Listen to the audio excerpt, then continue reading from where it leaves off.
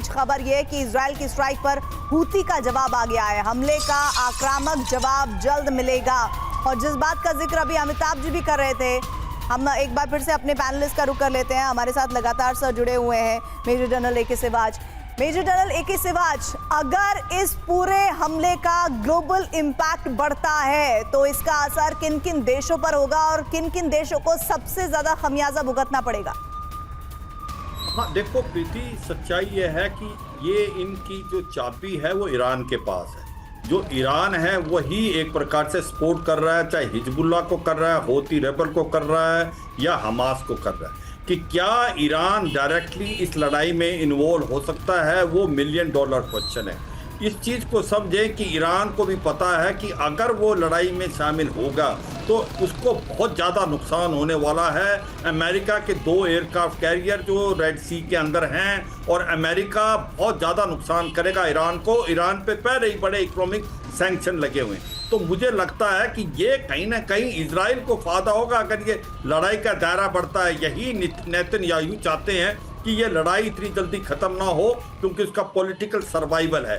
मगर ये लड़ाई लंबी होती है या इसके अंदर और देश शामिल होते हैं तो इस तरफ से ईरान हो जाएगा। अगर ईरान कहीं ना कहीं आता है तो आप सोचें कि अमेरिका, यूके और जो नेटो के बाकी कंट्रीज हैं वो भी हेल्प करेंगे इजराइल को। नेतन्याहू का जिक्र किया, नेतन्याहू पर एक बड़ी खबर आ रही है। हमले के बीच एक्शन में थे प्रधानमंत्री नेतन्याहू और हमले के वक्त वॉर रूम में ही थे, मौजूद थे वॉर रूम में, अधिकारियों से पल पल का अपडेट ले रहे थे। बड़ी खबर, हमले के बीच एक्शन में प्रधानमंत्री नेतन्याहू हमले के वक्त वॉर रूम में थे, मौजूद और अधिकारियों से पल पल का अपडेट ले रहे थे।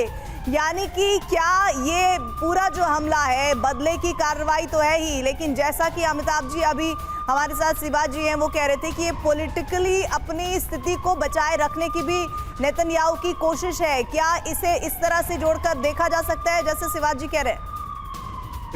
देखिए प्रीति, व्यक्तिगत तौर पर मैं ये मानता हूं कि बिन्यामिन नेतन्याहू इस वॉर के जिम्मेवार हैं, लेकिन वो सोलली रिस्पॉन्सिबल नहीं है, इसका हिस्टोरिकल रीजन है। लेकिन जो सबसे इंपॉर्टेंट बात, और सिवाच साहब ने उसको पॉइंट किया, कि बिन्यामिन नेतन्याहू इस समय शेर की सवारी कर रहे हैं। और शेर की सवारी से आप जानती हैं, अगर शेर के सामने आप गिरे तो आप गए।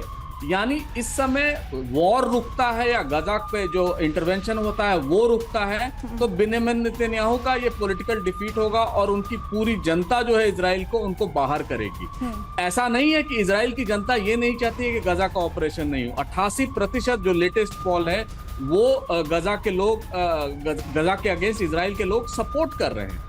तो बिन्यामिन नेतन्याहू का वो सपोर्ट नहीं है। अभी तक उनको सिर्फ 4% जनता ही सपोर्ट करती है और वेरी होता रहता है, कभी अटैक कर दिया तो बढ़ गया। तो बिन्यामिन नेतन्याहू इसके लिए रिस्पॉन्सिबल है। जब तक बिन्यामिन नेतन्याहू रहेंगे ये वॉर जो है वो धीमा धीमा सुलगता रहेगा। कभी गजा पे जो अटैक चल रहा है वो तेज हो सकते हैं, कभी वो लेबनान, सीरिया, इराक, ईरान और अब ये हूती, ये इनको हमेशा ये टारगेट करते रहेंगे। और बिन्यामिन नेतन्याहू को अभी अगले वेंसडे, कमिंग वेंसडे, ये अमेरिकी संसद को भी संबोधित करने वाले हैं। वहां पर भी ये प्रूव करना चाहते हैं कि देखिए हम कैपेबल हैं, सिर्फ अमेरिका अपना सपोर्ट जारी रखे। बाइडेन साहब भी उसके लिए स्वस्थ होके वॉशिंगटन पहुंचने वाले हैं, जो अभी कोविड ग्रस्त हैं। तो इन सब को देख के यही लगता है कि बिन्यामिन नेतन्याहू अपना वो पूरा पॉलिटिकल कैपिटल इसमें इन्वेस्ट कर दिया और वो अब तक के इजराइल के सबसे ज्यादा दिनों तक रहने वाले प्रधानमंत्री हैं। पॉलिटिकली बहुत मंझे हुए खिलाड़ी हैं। इसलिए ये जो पूरा वॉर एफर्ट है और जो प्रोलॉन्ग हो रहा है, मैंने पहले भी कहा कि ये 6 दिन का वॉर लड़ते थे 1968 में और 4 राज्यों को डिफीट कर दिया। 9 महीने में ये गजा को शांत नहीं करा पाए। बिन्यामिन नेतन्याहू की ये सबसे बड़ी विफलता है और वो जानते हैं। और इसीलिए वॉर या जो लड़ाई है वो किसी न किसी फॉर्म में चलती रहे। कभी ये यमन पे अटैक करेंगे, हुतियों को करेंगे, कभी हमास के अगेंस्ट एक्शंस करेंगे, कभी हिजबुल्लाह के।